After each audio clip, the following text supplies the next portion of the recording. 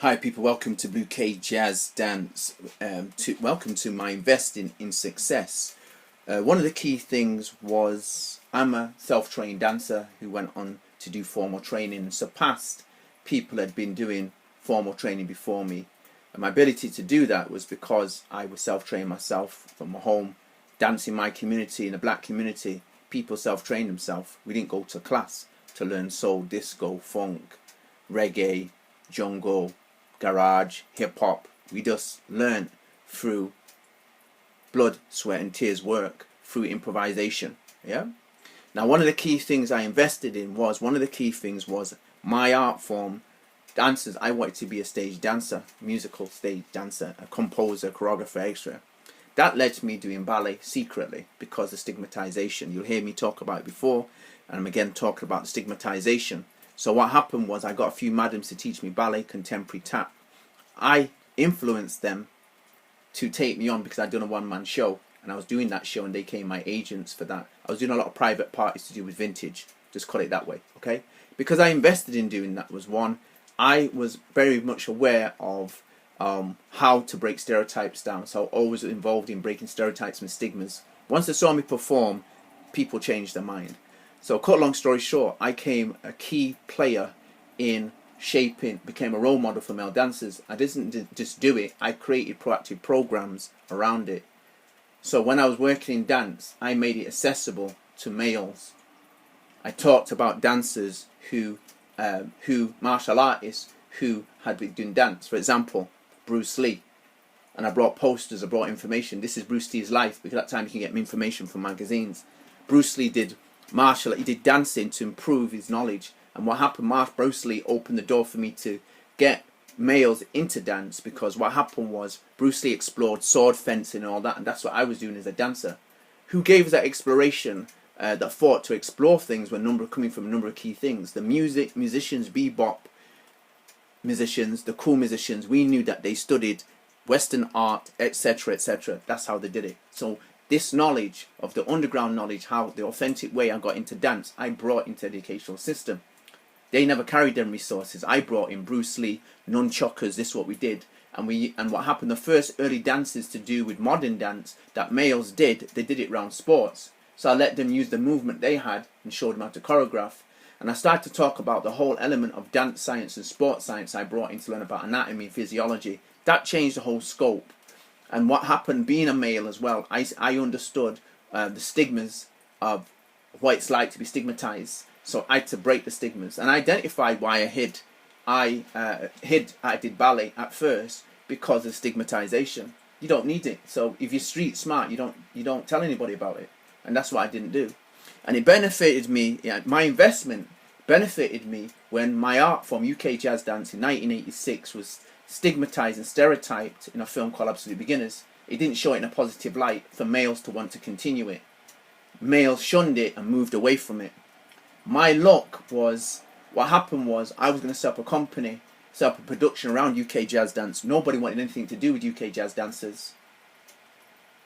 What happened was, step two, an opportunity came up in Manchester to co-found the first contemporary dance company. And you needed to have skills to choreograph yourself, your own work.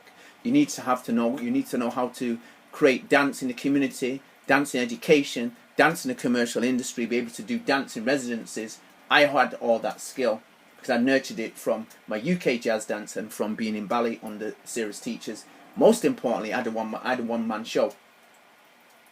So I could take up that role, and I became a co-founder of the first contemporary dance company.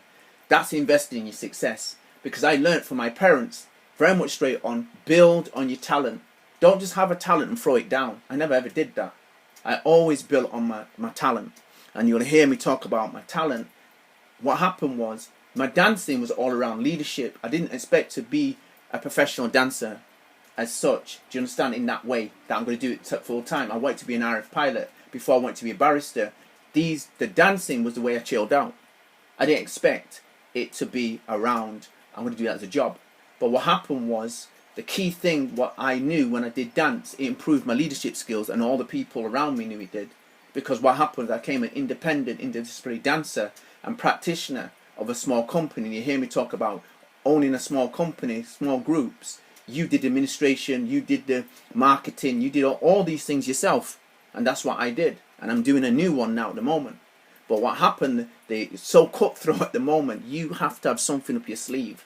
And I've always had something up my sleeve. It's been my underground work. Because I never showed everybody my portfolio of my underground work. Do you understand? So this is underground work. This is me at Oxford Brookes University. When I came back to Manchester, people disbelieved that I was away in Oxford studying for 5 years.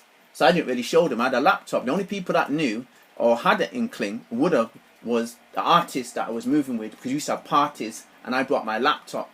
People said, "What you been doing?" I said, "Look at my laptop." And he would show me bits of what I was doing, because I was trying to create a film. And that's how I build camaraderie, because that's what we do as artists. I carried my portfolio.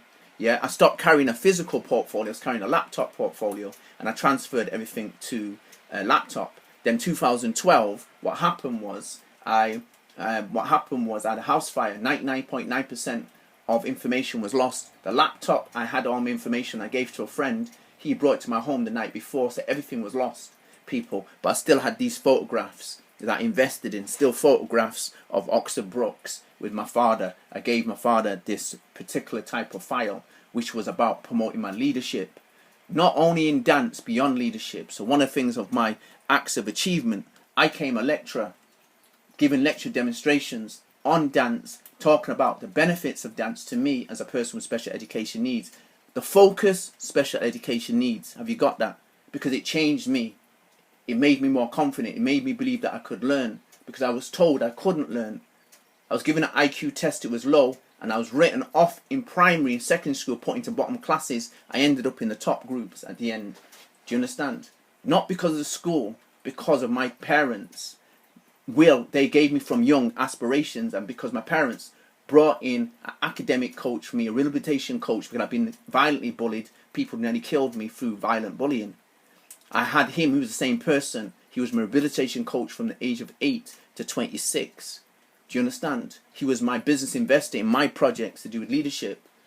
So what happened was I invested in success. My success was my teacher, Sir Roy Blackman. I went back to him 24/7.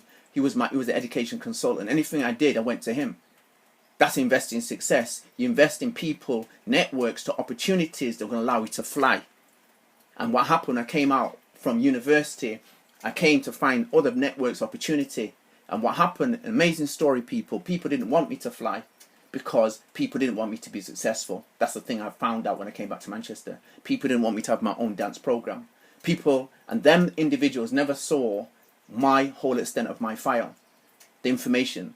The first time people are getting to see the full extent of my actual underground work is actually on Instagram, because Instagram offers me the voice just to put up clips as I feel it and to connect them in the future. What you ought to do, you want to use smart medium. I was a person who got A grade in internet communications. I did a foundation course in IT and I got A grade in internet communications. The reason was because I was doing films all the time. Because what was needed was, in my art form, or in the UK jazz dance world, there was been a miseducation, and no one redressed the miseducation. So the miseducation came about through Western dominant individuals who are haters of our art form, wanting to promote stereotypes about us, black youth, to make money for themselves, because that's what happens when black youth live in inner city areas or live in the Bronx. What makes money is not good stories about the Bronx. What makes money for those who are journalists, those who are filmmakers, is anything negative to do with anything that we do. And this art form was portrayed as negative. So the stereotypes that were spread, I had nothing to do with the stereotypes. So I decided, you know what, they're friends I know, that stereotype doesn't exist, but no one's challenging it. I'm going to challenge it, and that's what I started to do. I challenged it in universities. I challenged it outside universities. This is me. My art form, this is what people are saying about us. We're involved in violence. It's macho. Women don't dance in it. Well, sorry. My group had 2 people in it. I've never been in a fight ever in my life. I'm known to have a cool, calm, collective person, an individual. Fighting, what are you talking about? I've been into competitions. Loads of competitions took place all over the country. Show the full extent of competitions. People got into scuffles. I'm not going to deny that. But that happens anywhere in the world. Do you understand? As an individual. Because people try to make it out something that's different to UK life. It's not. People got into scuffles. They don't tell you about going to clubs, and every week what happens, fights, knife fights, glass fights, every week outside a certain club, Manchester called Rotters. You have to avoid it so you don't get involved. People came out drunk. You have to understand what the Western society is like. Drinking on an unprecedented scale and drugs taking on an unprecedented scale to just fight. People come out to fight. We never came out to fight. We came out to dance. So when individuals try to stereotype us as the individuals, the archetypal club scene of African dance for children is one of fighting. I wasn't going to have it. It's too much. But because Western society, the haters dominated the media, radio, dominated journalism, dominated the magazines, dominated the forces, the places where negative information could spread.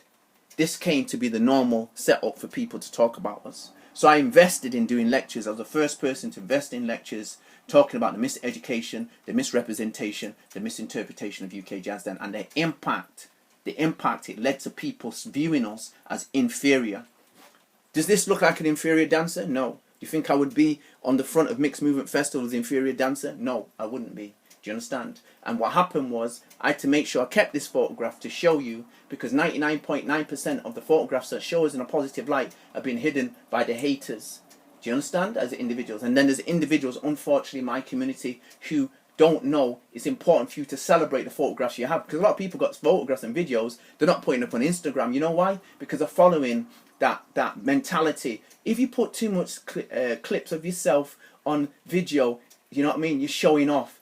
I told people, get out of my way. Individuals who saw my Instagram, I said, if you look at it, it's an educational one.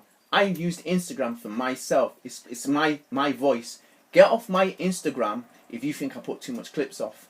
Don't be on my Instagram. You always put too much clips. You must be insecure. My art form is 45 years old this year, 2020. And most of the planet, 1% of the planet, don't even know of it. 99.9% of the planet doesn't know that the UK jazz dancers created a new and alternative dance. They had a different early learning, a different child learning, a different adolescence learning, a different lifelong learning. And what happened in the UK, it was imported to Japan, where they've created more success out of it, imported to Europe, where they've made success out of it. Why? Because people, they didn't have haters hating the dance. We had haters. And in a time where we got regeneration all over the UK, we've got regeneration to do with dance. Guess what? The leading dancers of UK jazz dance, they're not known. And misinformation has been presented, and a book has been written deliberately to bring in the key dancers who are not the forefront of education for everybody. The key commercial dancers have been written in this book as the great glowing people who brought education. They did not. They bastardized the art form, so the art form could not be respected. I'm one of the individuals who has been a cultural heritage ambassador and legacy ambassador of UK jazz dance, who's been presenting to the individuals. There's been a miseducation from birth. You can't understand UK jazz dance, you know, the cultural heritage of the dancers. Each dancer has his own culture, created his own movements, created his own way to create, had his own creative practice, processes and principles, and they all had labs. They've not told you. No dancer of UK jazz dancer I know could have conceived their dance without not having a dance lab. We all had dance labs. It's not been identified. Our creative hubs were mainly in our homes. You're actually in my home now at this moment. And this is what I do in general for everything I do as an individual. And I share with individuals. I don't only do dance. You'll hear me say I'm a drummer, because what happened is complementary arts. As an individual, you hear me say again, I do lecturing.